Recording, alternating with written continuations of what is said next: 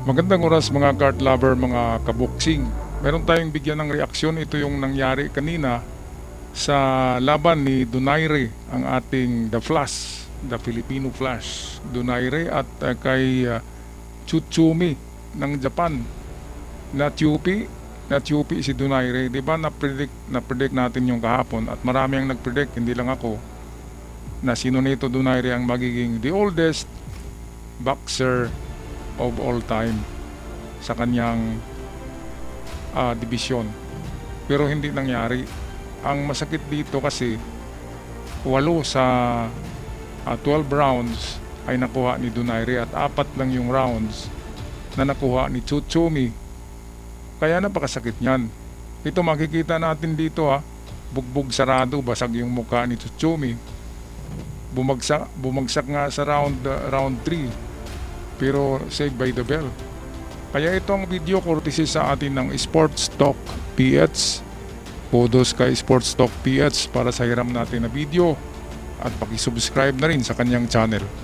So narito ang video atin na panoorin. For more sports talk. So bago nga po sumampa sa ibabaw ng lona kahapon ang Pinoy Boxing. For more sports talk. So bago nga po sumampa sa ibabaw ng lona kahapon ang Pinoy boxing legend Nonito Donaire Jr. ay binisita ito ng undisputed super bantamweight champion Japanese monster na Naoya Inoue sa kanyang locker room para batiin ito at magpakita ng kanyang mataas na respeto sa Filipino boxing legend. Bantay sarado din po ang mag-aamang Inoue sa naging bakbakan ng dalawa dahil ang mananalo dito ay malaki ang posibilidad na makasagupa ng WBC champion Takuma Inoue para sa isang unification fight. Subalit kasama ang palad nga po ay hindi pinalad si Donaire na makuha ang panalo sa isang dikit na split decision. Prangka namang sinabi ni Donaire. Kasi kung nanalo si Nonito, siya na yung kalaban ni Takuma Inoue, yung kapatid ni The Monster na champion din. Kaya kung panalo naman talaga. Kaya lang chinopi. 4 na rounds lang yung kaya tsaka hindi naman bumagsak si Nonito. Doon kay Tsutsumi bumagsak pero naabutan lang ng bell, ng ring of the bell. Kaya saved by the bell si Tsutsumi doon. Grabe, inalalaya na nga si Tsutsumi ng kanyang corner, di ba? Dinala sa corner nila, hilong-hilo Lakas ng pagkatama sa lubong talaga, basag ang ilong. Dito sa video makikita niyo mga kababayan, ito'y replay lamang at hindi na tayo medyo nag-i-edit ng yung direktang kuha sa Dito ang ginamit natin ay TV na lang monitor na lang para hindi tayo makapiright mga kababayan. Kaya pasensya na kayo, ito lang yung ginamit natin at hindi tayo kumuha talaga ng video. Monitor lang tayo. Okay, so ako man din ay nanlulumo dahil makuha na sana ni Nonito Donaire ang record na the oldest boxer. Mas oldest pa kay kay Manny Pacquiao. Kasi 43 na si Nonito ngayon Noon si Manny, the oldest welterweight yata yun, ay nasa pa si Manny noon 36 years old yata. Kaya sayang talaga. Kahit si Inoue nag-comment sa kanyang Instagram na panalo dapat si Donaire. Pati na rin yung isang sikat na boxer nagsasabi na panalo si Donaire. At lahat ng sambayan ng Pilipinas kanina sumigaw ng Tsupi naman talaga. Kaya ito, balikan natin. Sa post-fight press conference, nakumbinsido umano siya na siya dapat ang panalo sa laban. Ayan. Sa post-fight press conference, nakumbinsido umano siya na siya dapat ang panalo sa laban. Okay, so ito na yung video. Iwan ko lang kung maklaro nyo dito. Naka-side view kasi itong ating monitor. So ito na, pinutol-putol ko lang ito para mas madali. Ito yung mga highlights lamang. So round 1 ito. Ating panoorin.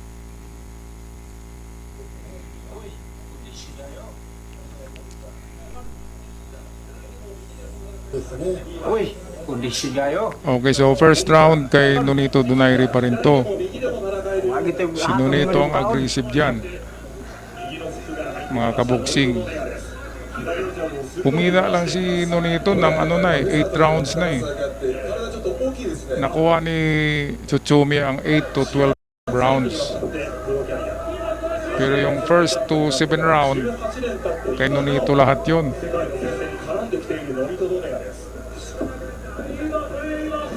Tsaka yung malinis na mga patama, mga kaboksing, kay Nonito pa rin, malinis at malakas. Yung kay Tsutsumi ay daplis lang eh. Bate idol para Ayan, hindi pa dyan basag yung mukha niya oh. Pero sa third round, basag na yan.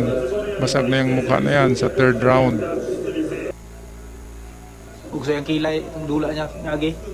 Ito kasi pagdating sa 8th round, medyo nanghihina si Donaire at agresibo na si Tsutsumi. Kaya nakikita ng judges na agresibo.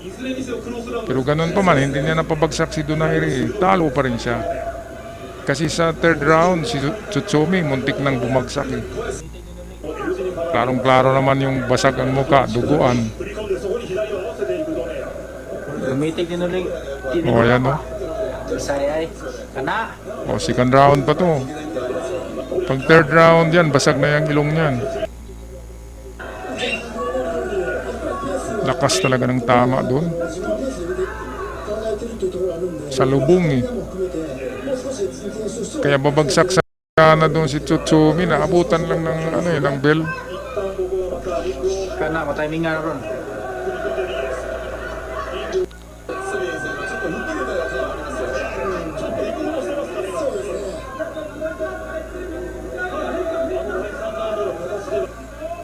Pass forward tayo konti. Oh, Ayun, balikan natin ha. Ayun, gumita pagkuan eh. Nara. dalawang tama dyan eh. Isang salubong at isang uppercut. Oh, kana. Isang straight, isang uppercut eh. Ano na, action ko blaka ha. Okay na. Yes. Dito, slow mo to. Gumita pagkuan eh. Nara. Ayan, sa lubong. Oh, tumulo yung laway eh. Pang, yun, gawas ang pansit. Gawas ang pansit. Straight siya na malapit eh, parang hook. Andin isang uppercut, right uppercut. Yun, action ko Talsik blaka. yung laway ni Tsutsumi. Mga kaboksing. Wala. Gawas oy. Naabot. Ngumiti pa pero wala na, basag na yan. Impas. Ano ba? Pwede ba? Grabe, ang dugo sa mukha niyan si Tsutsumi, naliligo sa dugo eh. Tapos siya pa yung nanalo. Timingan na ron. Napakalaging robbery, di ba? Highway robbery ang tawag diyan eh. Tara. Tara. Knockout niya. Knockout na gana ni. Hindi naman kasi kahit nahihilo lang si Nonito, walang malakas na patama si Tsutsumi kasi hindi nahihilo si Nonito. Si Tsutsumi third round hilong-hilo siya eh ng tamaan ng isang parang hook and then right uppercut, dalawang malakas. Grabe talsik yung laway sa bibig ni Tsutsumi. Impas ka. Nga nung inter. Hindi naman sambahan. Dito survival na to si Tsutsumi, patras-atras na lang. Pero pagdating sa 8 rounds, kasi napapagod si Nonito, doon na siya umatake. Pero dito sa early rounds, hindi umatake si Tsutsumi, alam niya malakas pa si Nonito diyan. Kanina nga basag yung ilong niya eh. Kaya nakatsamba lang talaga sa judges. Iwan ko ba sino tong mga judges dito. O pass forward tayo konti ha.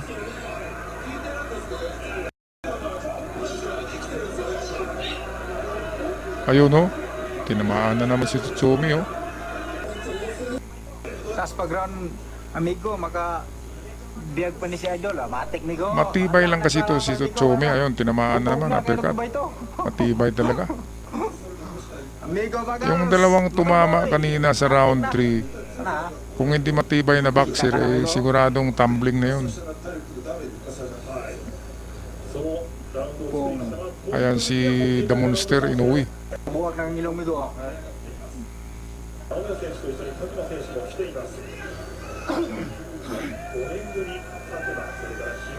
Pag doon ay rin, sunod na ako. Dapat kasi pagdating ng 8 rounds, dapat kasi sumabay si Nonito dito. Sa bayan, papakitaan niya na meron pa siyang lakas. Kasi atras na si Nonito eh, pero hindi siya tinamaan dito sa 8 round. Daplis lang. Pero nakita ng mga judges na nanghihina si Nonito, hindi na umatake sa 8 round hanggang 12. Counter lamang. Kaya doon natalo si Nonito. Dapat kasi pinakita pa rin ni Nonito na mabagsik pa rin siya at meron pa siyang lakas. Yun ang tingin ko mga kaboksing.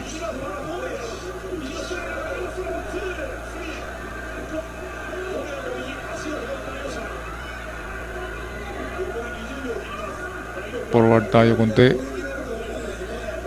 Ayan, basag ng mukha oh. Tiguan na. Tingnan nyo yan oh. Pagsabayan na. Mukha pa ba yan? Ayun. Isang straight. Talagang malakas. Ayan na naman oh. Left hook. Puy siya, kapoy. Ito ano na to eh. 7 round na to eh. Yung tumama na mga suntok ni Tsutsumi ay mga daplis pero tumama. Pero yung solido at klarong-klaro na tama ay galing kay Donaire. Kaya overall kapag isuma ito, 4 rounds lang yung nakuha niya, no? 4 rounds nakuha ni Tsutsumi. Talo siya. Kaya nga yung kamay ni Nonito nakakanon dalawa eh. Oo nga, nang Sa end ng round, tinaas ni Nonito dalawang kamay niya. Si Tsutsumi alam niya na talo siya eh. Nakayuko lang, nakaganon. Kaya nabigla si Tsutsumi, siya yung tinawag na winner. Grabe. Karena bago siyang bata ka. Meron talagang mafia sa ano no, mga kaboksing. Merong mafia sa boxing eh. Siguro merong malaking pustahan na nangyayari diyan sa Japan. Matunong ulo na yung apel, preto kaniha. Baka Yakuza no, baka Yakuza yung ano, tumaya. At sinabi na panalunin niyo si ano, Tsutsumi, malaki ang pusta namin.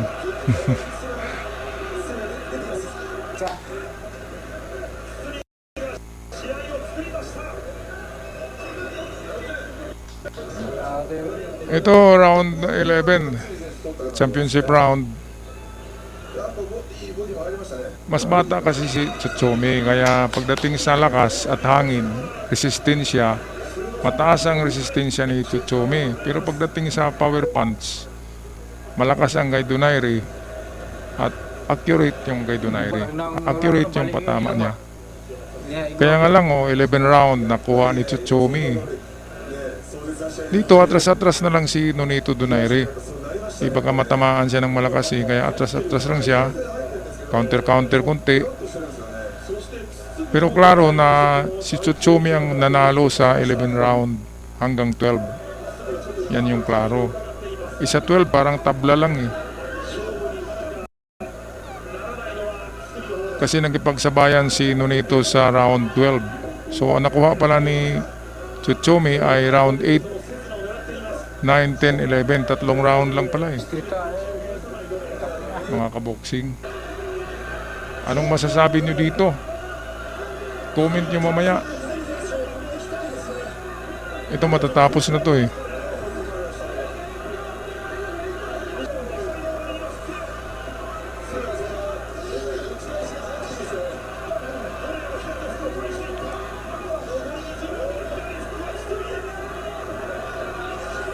Ayun, taas ang kamay ni Nonito, dalawa. Ibig sabihin, siya yung nanalo. Alam niya eh. Tingnan nyo si Tsutsumi dito. Nakayuko lang eh, nakagano no. So, ibig sabihin, alam niya na talo siya sa points.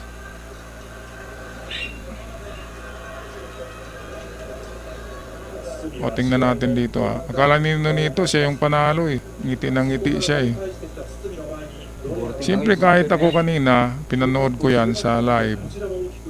Sabi ko, champion ang katotoo ang ating prediction na siya yung oldest boxer. Ayan o. Dalawang kamay nakataas. Ito isa lang. Alam niya na talo siya eh.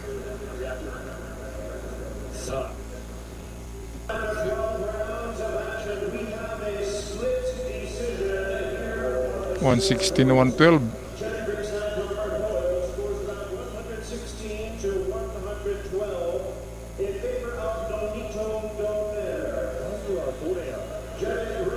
$115-113. Dito sa pangatlong judge malaki, pabor kay Tsutsumi.